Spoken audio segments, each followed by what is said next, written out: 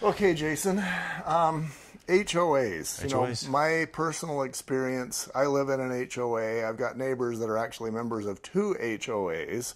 And I did an inspection where there was a bad roof, and I talked about this in one of my other segments. There was a bad roof that was the responsibility of the HOA, but they didn't have any money. Yeah. So, tell me about HOAs from your point of view. Okay, so this isn't something that necessarily needs to be written up in the contract, but it's something you definitely want to make sure your buyers and the lender is aware of. You want to check what the fees are, like the monthly fees, which should be on the listing. You want to see what the reinvestment or transfer fees are, and you want to check how many HOAs govern this property.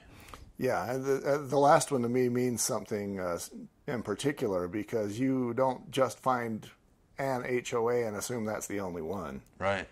Now, recently had a closing where we knew there was an HOA involved. Everybody knew about it. We knew what the transfer fee was. We knew what the monthly dues were. But up until actually the day of closing, the buyer's agent, and the title company, lender included, I guess, didn't know that there was a second one. And the title company actually called us as the lenders and said, "We're so sorry. There's another HOA." And the transfer fee, the reinvestment fee on that was a couple $1,000s. Ouch. Yeah, it was upsetting. The borrowers had the money and it went through, but there wasn't very many happy faces. Yeah, it doesn't make anybody very happy to do that. And, then realtors, even if they're completely not at fault, the fact that the borrower is walking away unhappy, that means that realtor's probably not going to get a phone call later. So just something to watch. As a buyer's agent, you want to ask the questions, ask your title to verify it, make sure the lender knows. And I'm thinking, what if maybe the home has been vacant for 6 months, or what if the previous homeowners maybe didn't pay their HOA bill? How does that generally work? That's something that you're going to want to check with title.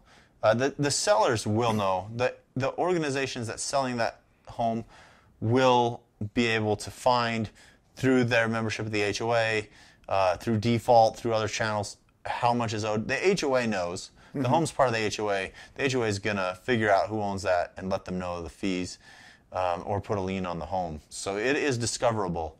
Make sure you look. Okay. And by looking, that probably means talking with the title people and perhaps interviewing the sellers. What if the what if the home is foreclosed?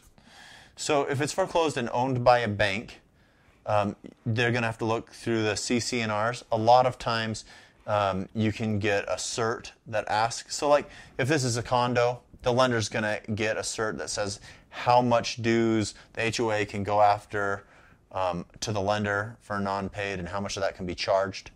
So these are all things that should be fairly easy to find. The seller should have access and must have access to these to sell a home. Okay. And even if it's even if it's Bank of America that is the owner of the home, they should have They will know.